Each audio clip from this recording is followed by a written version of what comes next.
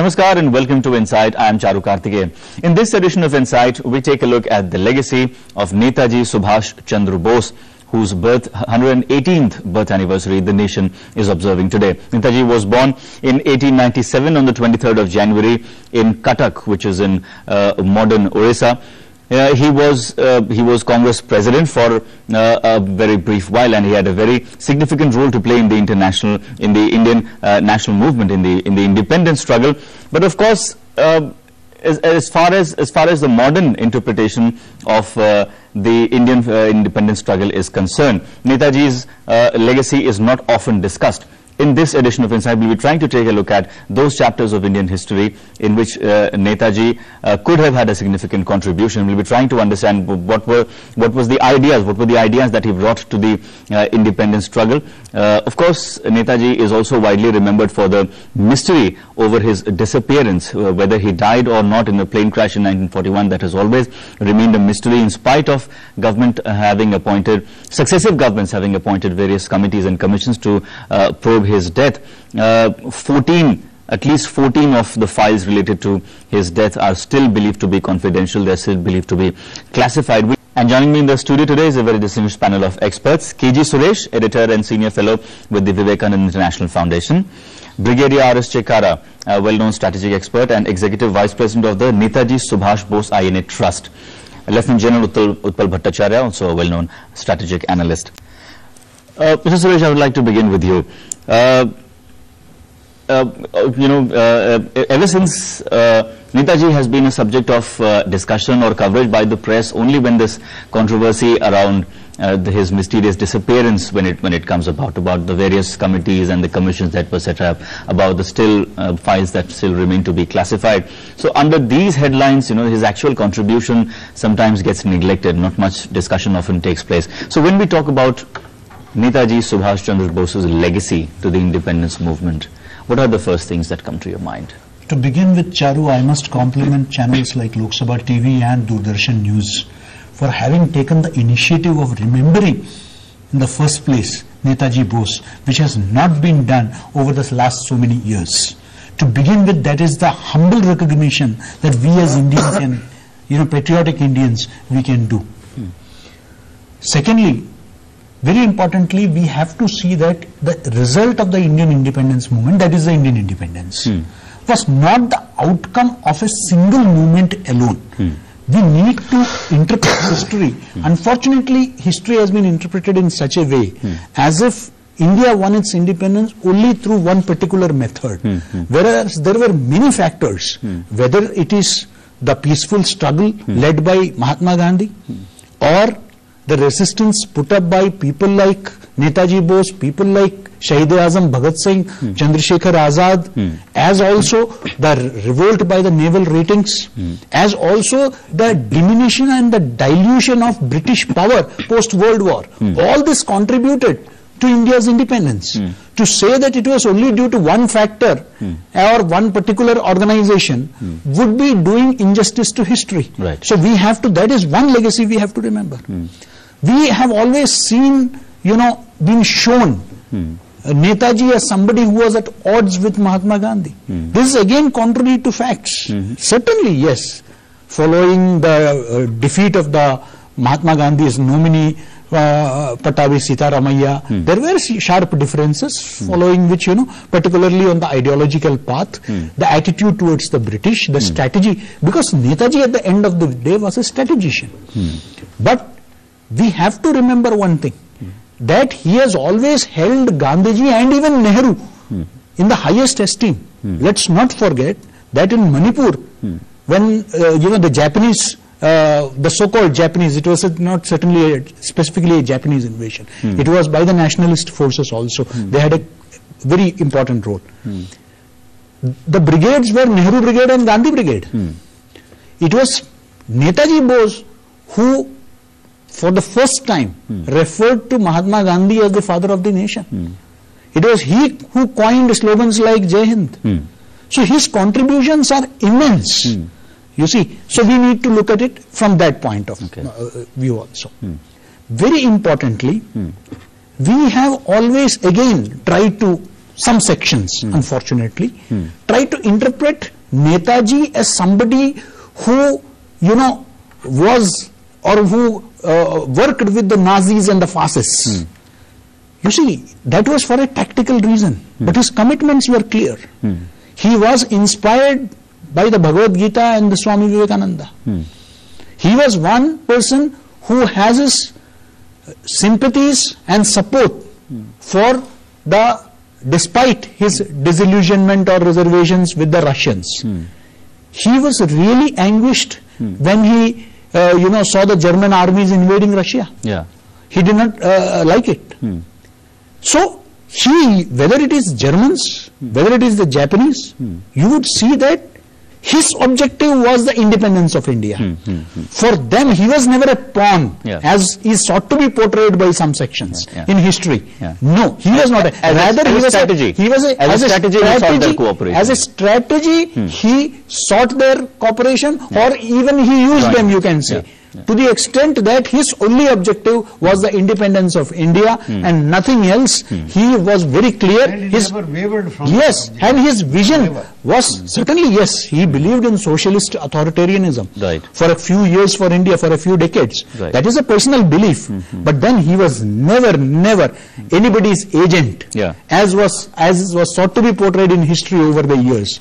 But I am grateful that now at least, today, after so many years of independence, this country is having a relook at Netaji's legacy, which is very critical for this nation's growth, for this nation's, self-esteem.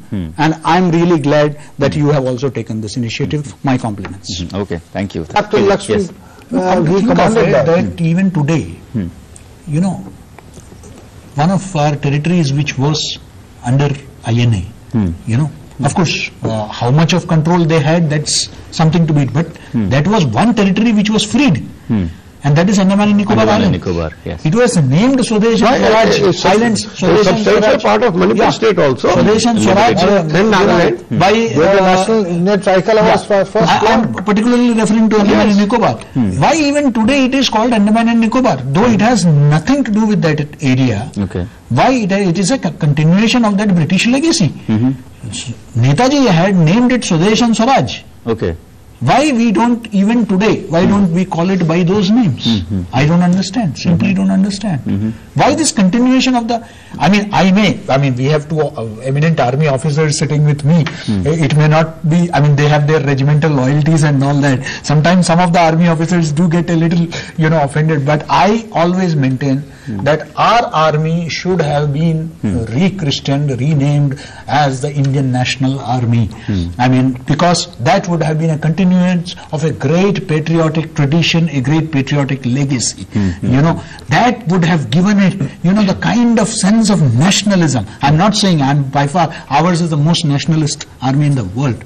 I'm not Christian. But that itself would inspire the entire nation also along with that, the very, the China could name its army as the China Army or the Chinese Army. People's Liberation Army.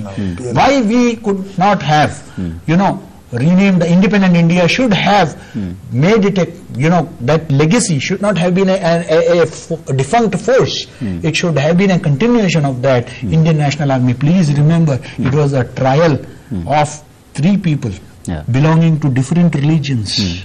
Dhillon, Shahnawaz, these are the people whose trial at the Red Fort brought together this entire nation as one, that historical trial.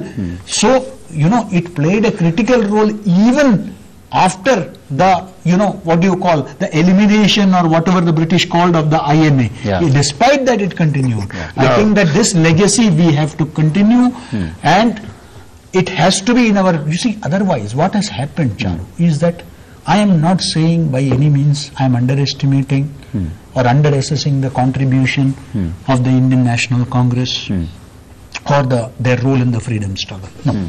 But why are our children are being taught to be a pacifist nation in the face of a kind of, on our borders, western and eastern borders, you have the most hawkish of countries which are looking at this country, you know, whether it is Pakistan or China. Why are we teaching our children to be pacifist? Why are we giving that pacifist tradition? No, it has been. Pacifism is certainly, we want peace, but we are prepared for war. Right. Thank you so much for that view. We've already KG has already talked about it. That it was not that he believed in Nazism, but it was that interpretation. Unfortunately, this is the way section of the intelligentsia, for whatever reasons, for whatever biases and prejudices they have, they have tried to portray Netaji. You know, as somebody who was Tojo's dog. You know, you name it. I mean, the way they have tried to, you know, malign him without really, because this is when you give only one side of the story. You talk about what had happened. Yes, he aligned with Hitler, he was an admirer of Benito Mussolini, but then you don't teach about the philosophy that he believed in, the ideology that he believed in, what he wrote about. That is not part of the curriculum. So it's a one-sided thing. If you study him, who were his inspirations? You see, it was discipline. Why Mussolini or Hitler? He was impressed even by the British discipline. The British sense of, you know, the way they consolidated things. He said that, yes, that is the way we have to handle. But he believed that in tit for tat, he believed that they have to be told in a language that they understand. That was his, you know, tactic. And to a great extent that worked. Now, adding to what Chikara Sahib had said, you see, about his vision. Today when we see the Prime Minister going around the world trying to woo the NRIs, you see, we look at them today obviously as, you know, kind of people who can bring in investment to this country.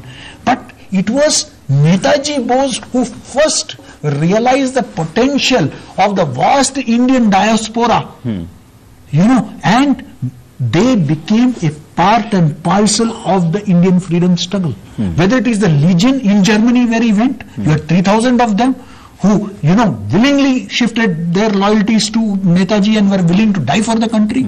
Or when he went to Singapore and Malaya, not only the soldiers who were captured by the Japanese, the prisoners of war, but even the Malay Indians, the ethnic Tamil Indians, in fact, they joined him in large numbers. In fact, so the majority of the INA and the League, the Independent India Independence League, was non-military people. And these people, young boys and girls. So it was Netaji Bose who realized the potential of how this vast Indian diaspora could be utilized for the benefit of India. You see, in our student days, we never studied about one line about Northeast. To think of that, a very significant part of the country is totally out of the curriculum of this country. You have to have chapters, and the immense contributions made by the freedom fighters in Northeast. Imagine right from people like Lachit Borphukan, you know, right up to, you know, the Rani Gaidini Liu and all those people who really fought for the Northeast, you know. And that is why today there is a sense of alienation among the people of Northeast, because they have never been made to feel a part of this country, as if they had no contribution to this country, and that is why people in the so-called mainland also feel distance from them. Oh, that's a, you know, kind of, no. It's not a British legacy. They have been part and parcel of this country for centuries. But unfortunately, we had a squinted, outlook towards history. Yeah, we hope we correct our squint now. I mean, there is no evidence so far, but let's see if we are working towards. Let's see if we are working towards correcting that squint. KG has already talked about. In fact, I have always been a champion of this cause. In fact, rather, I feel that it's a British legacy of divide and rule, which unfortunately, for whatever reason, now of course the reason given is regimental, loyalty, and these are also important. I'm not discounting them, but yes, why should our army even today be divided on, though they are officered by people from different communities? Why should it be on the names of different communities? I have my views on that. So Netaji had set a model, wherein he named them after the great heroes of our independence movement, the regiments, you know, not after any caste or community, as is the case. So certainly it is a view that needs to be pondered over, but it is not to be imposed. There needs to be a discussion on that. I firmly believe that. But you know, coming to the legacy part, in fact, Charu, I have had the opportunity of visiting the Renkoji temple in Tokyo, and I have been there. Of course, certainly there is a controversy over that. You've seen the bottle that is said to contain his ashes. Yes, that is claimed to be his ashes. And there is, as you know, General Saab said, there is a lot of theory about it, you know, how he, I mean, there is great descriptions about how his body was wrapped and how the ointment was, you know, put on, and everything is given. But they could be concocted also. You never know. The British and the, you know, imperialists were great, you know, what do you say, performers so far as those things are concerned. But my issue is that if there is a section of the society which feels that the truth is yet to come out, you see, our national motto is Satyameva Jayate. Let truth prevail. And if truth has to prevail, then what is the harm? I mean, can it be more damaging? I mean, something about history, can it be more damaging than something contemporary like WikiLeaks? If WikiLeaks could not spoil relationship, including espionage activities carried out by the US in friendly countries, if they could not spoil relationships, I'm sure that, you see, at the end of the day, let's not forget Maulana Azad's those chapters were, you know, later released. You know? Then that becomes a moot question. Why is it? We've seen that when BJP was in opposition, it was used to be so very vocal about it, and rightly so. Anuj Dhar had written those books. You had Dr. Murli Manohar Joshi, you know, who first took up this issue. And the government is 8 months into power. A lot of people are working on it. You know, lot of organizations like his organization are working on this. So maybe there will be a change in view. Hope that sincerely good sense would prevail ultimately, and the larger national interest, I think, is more important, wherein this nation wants to know what happened to a beloved leader. Let it be set to rest, whatever be the truth. Uncomfortable, yes, nations have to reconcile with certain truths at the end of the day. Yes, we are willing, we are open. This nation has become mature over the last several decades. We are open to that, and I think the government should realize this. And the earlier this this issue is settled for good, I think that this will be a kind of great tribute to the great leader himself, and also to our own sense of history. We would be doing justice to our own history. I think that is very important, that we do justice to our great leaders who contributed to what we are today. I think this is very important. By everybody, in spite of any other Netajis that we might have alive today. Well, that's all I have time for. I have to wrap up at that. KG Suresh, Brigadier Chikara and General Bhattacharya, thank you so much for your time. Thank you. That's all we have for you in this edition of Insight. Thank you so much for watching us, and do stay tuned to Lok Sabha Television for more. Namaskar.